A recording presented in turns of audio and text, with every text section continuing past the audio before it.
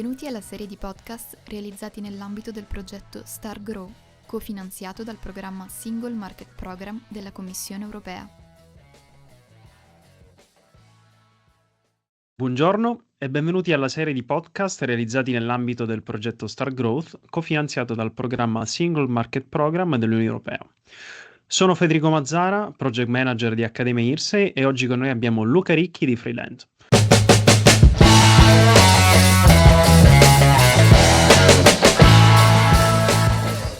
Luca, a te l'onore di presentare brevemente Freeland e anche un po' di raccontarci la genesi, cosa ha portato alla fondazione, alla creazione del concept e anche un po' a ruota libera, insomma, raccontarci un po' di più, insomma, su questa esperienza e su questa iniziativa, insomma, che hai avviato.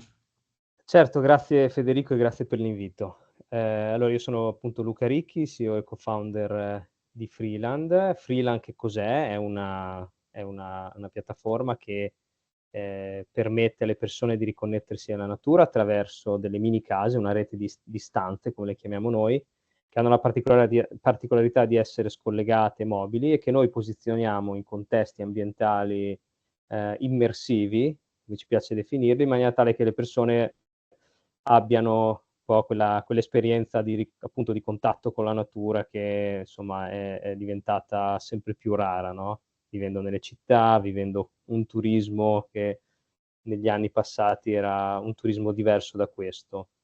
Freeland in realtà è nato proprio per quello, cioè io e i miei soci siamo un pochino, come dire, contro un po' quello che è il paradigma del turismo di massa, no? Quello che dagli anni, insomma, abbiamo visto nel secolo scorso svilupparsi e che secondo noi è insostenibile per diversi motivi. È insostenibile perché è alienante, nel senso non vediamo il beneficio per l'uomo nel vivere una vacanza in batteria, come le definiamo noi, no? È insostenibile per l'ambiente perché molto spesso per creare questi contesti si fanno degli ecomostri, delle costruzioni che purtroppo poi alla fine rimangono lì, nel senso che si fanno sempre con dei buoni propositi, con dei buoni piani finanziari, poi alla fine c'è qualcosa che va storto e il problema è che l'asset, chiamiamolo così, è lì e alla fine rimane lì abbandonato. E qui esempi ce ne sarebbero tanti, non ne cito perché non vorrei che qualcuno si offendesse. No, rimaniamo sul vago. Rimaniamo sul vago. Esatto. Poi c'è chiaramente il tema anche economico, nel senso che secondo noi, ovviamente, legato a quest'ultimo punto che ho detto, è uno spreco di risorse economiche importante, oltre ovviamente al fatto che è un irreversibile deturpamento di quello che è l'ambiente, no? Chiaro. Quindi noi sulla base di questo abbiamo detto: "Okay, ribaltiamo questo paradigma, facciamo qualcosa che sia autentico, che sia rispettoso dell'ambiente e che sia rispettoso anche delle risorse che vengono investite e che riesca a creare e generare un po' di ricchezza non solo per l'azienda stessa, ma anche per, come dire, i luoghi nella quale noi andiamo ad operare." Mh-mh. Da quel poco che ho visto, insomma, credo ci stiate riuscendo ampiamente, insomma, perché avete conquistato anche me a distanza. Facciamo il nostro meglio, diciamo. Quali sono stati i primi passi per l'avvio del progetto? L'avvio del progetto è nato allora, onestamente l'idea iniziale l'ha avuta il mio socio Gabriele che dopo studi in ecodesign, disegno industriale e aver passato un po' di tempo in Nord America e con una grande passione come tutti noi poi per quella che è la natura, ha portato questo format di tiny house nella sua testa a casa in Friuli, dove lui vive come dire, ha fatto un po' il lavoro di concetto, quindi il lavoro anche di progettazione. Ha progettato il modulo, lo ha brevettato, ha scritto un pochino il business plan e poi nel momento in cui la cosa è diventata concreta, si è circondato del resto di noi, insomma del resto del team e piano piano noi abbiamo fatto i nostri passi. Cioè Mh-mh. abbiamo posizionato il modulo, abbiamo visto qual era la risposta del pubblico. Eravamo proprio dopo la prima ondata di Covid, quindi lì è stato anche facile, nel senso che sembrava Certo. quasi che cascasse a a fagiolo la nostra uscite fuori e godetevi la Certo, natura. chiaro, Noi praticamente eravamo stati 6 corrisposto mesi in proprio. casa.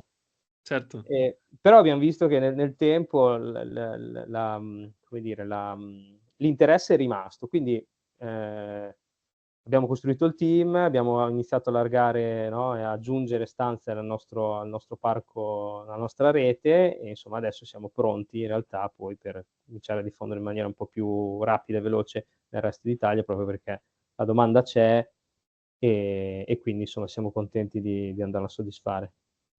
Chiarissimo. Quali criteri utilizzate per selezionare i partner che fanno parte del vostro portale? Sì, i partner per fila sono fondamentali, nel senso che ovviamente noi, abbiamo un modello che lavora da remoto, diciamo così, no, quindi noi posizioniamo i nostri moduli, le nostre tiny house, però localmente c'è appunto un partner che si prende cura, è un po' l'angelo custode della stanza e quindi fa, quelli che sono, le operation locali, no, quindi la manutenzione, la pulizia, le biancherie, non fa l'accoglienza ospiti perché è tutto in autonomia, però si occupa, diciamo, è l'angelo custode. Come lo selezioniamo? Beh, innanzitutto iniziamo noi a vedere un po' quelle che sono le caratteristiche del luogo in cui tieni presente che la maggior parte sono o aziende agricole o agriturismo, con i quali appunto noi collaboriamo. Selezioniamo prima un pochino, definiamo quelle che sono le aree che più possono essere di interesse, no, per la nostra community. Quando abbiamo selezionato l'area, all'interno andiamo a cercare appunto l'azienda agricola o l'agriturismo e lì vediamo se scatta un po' anche, Il ehm, feeling. il feeling, okay, quindi ci deve essere, come dire, c'è anche una valutazione valoriale, no, Certo, chiaro. normalmente ti dico che normalmente c'è sempre, perché poi Mh-mh. insomma non abbiamo a che fare con imprenditori turistici che costruiscono appunto grandi hotel, parliamo di persone che Certo, sono legate delle all'agricoltura. grandi catene alberghiere. È chiaro che sì, immagino insomma, come dire, condividendo poi in parte la mission, insomma, con quelli che sono poi i vostri, potenziali partner, insomma, immagino che ci si capisca subito, no, tendenzialmente. Sì, sì, si capisce subito, poi per loro insomma noi portiamo persone, la possibilità anche di dare i loro prodotti locali, quindi quando parlavo di quel micro, indotto, chiamiamolo così, Mh-mh, mh-mh. in primis è proprio l'indotto del partner, okay, Certo. quindi questo è il modo in cui lavoriamo. Mh-mh, chiaro. Dicevi appunto che l'aspetto della sostenibilità in qualche modo fa parte, del core concept di Freeland. Sapresti Sì, dirmi, scendendo un po' più nel certo. dettaglio, come si declina poi sul piano operativo? Sì, allora tieni conto che di base il concetto è nato proprio con questi moduli che sono scollegati off grid, cioè non hanno bisogno, di opere di urbanizzazione per Mh-mh, essere posizionati, perché sono totalmente autonomi, quindi a livello di energia elettrica, a livello di acqua hanno degli impianti interni che danno un'autonomia, ovviamente quella elettrica è in base alla luce solare, ma di solito tra marzo e novembre è continua. mh-mh. Quella idraulica invece, quella dell'acqua, è data da delle cisterne che sono anche diventate parte del brevetto, che permettono comunque dei grossi accumuli e di gestire anche fino a 20 soggiorni senza dover poi ricaricare e scaricare l'acqua.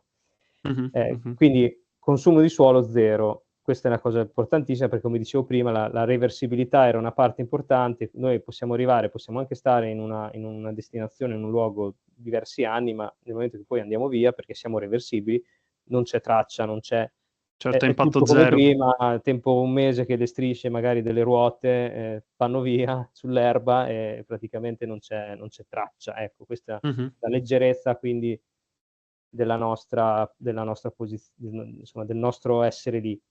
E Certo. l'altra cosa appunto, dovuta appunto alla scarsezza delle risorse che abbiamo, che gestiamo internamente nella casetta, è proprio quello, cioè riuscire a, far nascere la consapevolezza alle persone, agli ospiti, che le risorse sono scarse e che si può fare con meno. Noi abbiamo in alcuni moduli, non in tutti perché, stiamo, come dire, continuamente lavorando su questa parte qua, dei display, tipo Kindle Mh-mh. che, che mostrano i consumi quasi in tempo reale di acqua e corrente Mh-mh, e ti dicono quanto stai consumando, quindi quant'acqua è bellissimo. rimasta, quant'acqua consumi. Questo è fondamentale perché le persone si rendono conto che, come dire, 1 sono consapevoli che la cosa è scarsa, 2 per questo motivo qua, se si lavano i denti, mi immagino, non tutti, però, qualcuno più sensibile magari chiude il rubinetto, la doccia la fa un po' veloce, quindi c'è una come dire, c'è un Certo, fa scattare anche quel meccanismo, diciamo, un po' di autocontrollo maggiore magari in determinate anche azioni del certo, certo, delle chiaro. persone che ancora questo non abbiamo come dire, è un tema che noi abbiamo le nostre stanze hanno della domotica che legge i consumi e legge un po' tutto. Mh-mh. Stiamo lavorando anche per creare una connessione tra, i soggiorni e appunto questi consumi, per proprio sensibilizzare, magari premiare le persone che sono state virtuose. E questo secondo Mh-mh, me, mh-mh.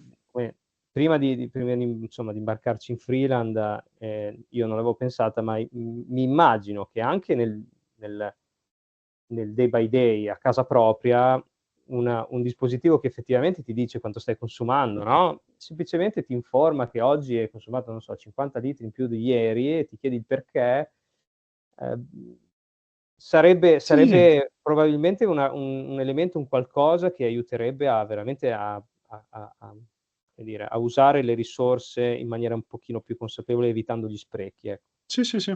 Sì, Diciamo concordo pienamente. siamo contro gli sprechi, perciò cerchiamo di fare insomma, di sensibilizzare appunto le persone. Mi trovi pienamente d'accordo. Ehm, Come viene percepita dagli ospiti, insomma, dai clienti, ehm, come dire, questa attenzione particolare alla sostenibilità, all'efficienza energetica? Immagino che, come dire, in qualche modo, anche la clientela stessa, che vi scelga, insomma, per questo valore aggiunto, no? Sì, diciamo che allora le persone che provengono in freelance vengono per il 90% passano un po' dalla nostra piattaforma, no, quindi Mh-mh, vedono un pochino, gli viene raccontato che cos'è, cosa non insomma, gli viene raccontato un po' tutto la filosofia del progetto e lì mh-mh. effettivamente abbiamo ehm, dei feedback positivi, nel senso che le persone stanno veramente attenti, che se io ti do i dati dei consumi, in alcuni casi sono attorno ai 25 litri a persona al giorno, quindi veramente pochi. Che sono, se non sbaglio, il limite che qualcuno, tipo l'Organizzazione Mondiale della Sanità, mette come il limite per l'indice di povertà, insomma, a Ah-ah, questo ah-ah-ah. punto, no, quindi siamo proprio estremizziamo un attimino questa cosa, mantenendo comunque sempre un livello di comfort, perché comunque le Certo, persone devono potersi lavare giustamente, certo. cucinare, fare quello che devono fare. È successo magari che qualcuno che però magari non aveva fatto, come dire, la customer journey intera, si lamentava dicendo: "Io però voglio fare, non so, la mia doccia da 1 ora", e a quel punto noi diciamo: "Ragazzi, voi siete liberi di fare ovviamente quello che preferite. La nostra Mh-mh. non è una costrizione, è semplicemente una sensibilizzazione". Quindi però ti dico la maggior parte, poi avendo noi un target di ospiti che ha un'età media di 30 anni, è sempre molto ricettiva e Certo, accogliente, ecco, su questo tipo di temi. Quindi insomma i feedback son positivi. chiaro. Aveva incuriosito molto il dato sul consumo medio di acqua, insomma, nei vostri alloggi. Giusto per rendere, ancora più interessante il dato, sapresti più o meno a quanto si attesta, diciamo, il consumo medio, magari non so, in strutture simili, giusto per Sì, siamo attorno ai 200 litri al giorno.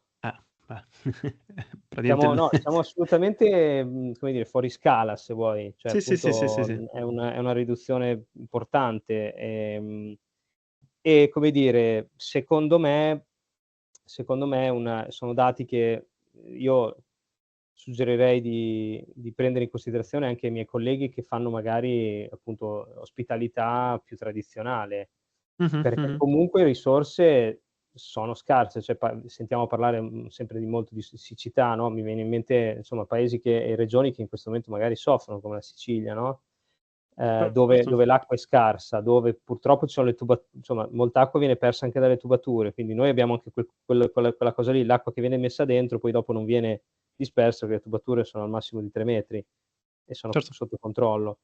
Però laddove certo. appunto ci sono queste criticità, semplicemente con un pochino di tecnologia, che non è tecnologia, chissà che non è l'intelligenza Da Silicon artificiale. Valley, diciamo. Esatto, non è la Silicon Valley, sono semplicemente dei flussometri, dei Sì. contalitri che poi, e credo esista nel mercato qualcosa del genere.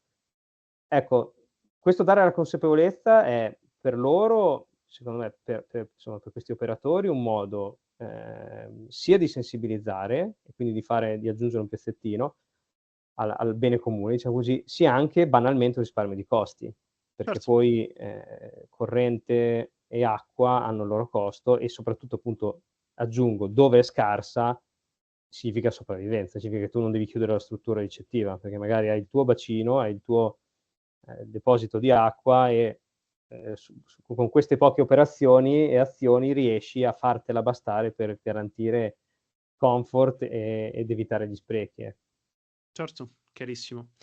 Invece passando diciamo al, dark side per così dire, insomma, di questo aspetto, quali possono essere le sfide, insomma, nel mantenere costantemente, un livello, diciamo, questo standard di sostenibilità ed efficienza energetica? Ma le sfide sono appunto diciamo quella principalmente quella di riuscire a diffondere questo messaggio ancora di più. Okay. Nel senso che oggi, come dire, è un po' una nicchia se vuoi, no, ancora rispetto a quello che vediamo nel turismo di massa, nel turismo standard. E secondo me la sfida più grande è quella di rendere appunto accessibile delle soluzioni che permettano ehm, di far capire a sempre più persone possibili quanto in realtà, è importante, avere consapevolezza della propria impronta, Mh-mh, banalmente della mh-mh. propria impronta. Esistono tantissimi, tra l'altro ripeto, anche qui nulla a che vedere con la Silicon Valley, ecco, tantissimi dispositivi fisici che permettono per esempio di aerare l'acqua. Mh-mh. Esistono, all'estero alcuni sistemi che, prendono l'acqua della tua doccia mentre fai la doccia e te la purificano e te la ributtano per continuare la doccia. Cioè ci Ah, sono tantissimi che magari più per un uso casalingo, se vuoi, piuttosto per un uso ricettivo dove magari qualcuno si fa una domanda: "Ho fatto la mh-mh. doccia prima, cosa ha fatto?" Però, in un uso domestico esistono tante soluzioni. La sfida è quella di, appunto, informare e rendere accessibili queste cose qua, perché è veramente semplice, è proprio una questione di poca tecnologia, poco investimento, pochissimo investimento. Sì, tante piccole accortezze Sì. sostanzialmente. Quindi, per chiudere, che consigli daresti a, altri imprenditori del settore, insomma, che, desiderano intraprendere gradualmente un percorso di transizione, sempre più verso, la sostenibilità delle loro strutture, magari gli errori più comuni, insomma, da evitare in questo percorso, se ce ne sono. Ma, esistono anche ripeto, esistono anche tante opportunità fuori e noi le abbiamo Mh. prese per poter fare questa transizione. Mh-mh. E quindi io quello che consiglio è assolutamente quello di guardarsi attorno, anche farsi aiutare da alcuni professionisti che aiutano nel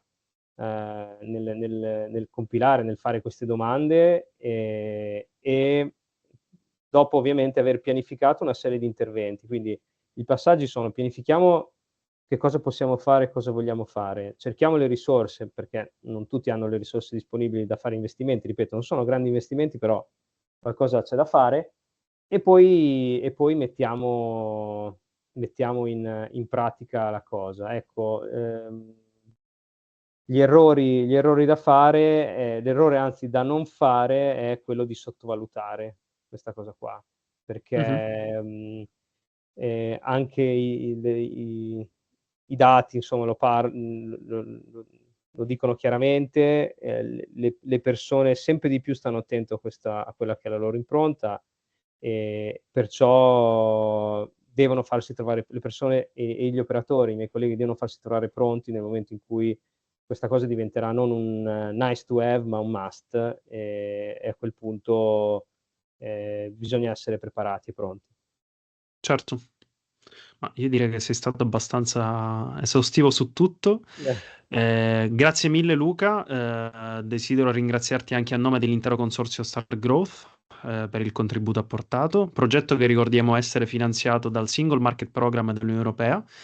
A tutti voi, non perdete la prossima puntata della serie e qualora non lo faceste già, vi invito a seguirci tramite le pagine social del progetto e tramite il nostro sito www.stargrowth.eu.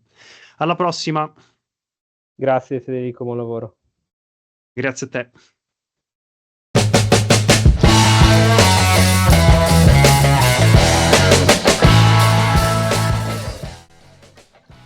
Avete ascoltato il podcast Star Grow, progetto cofinanziato dal Single Market Program dell'Unione Europea.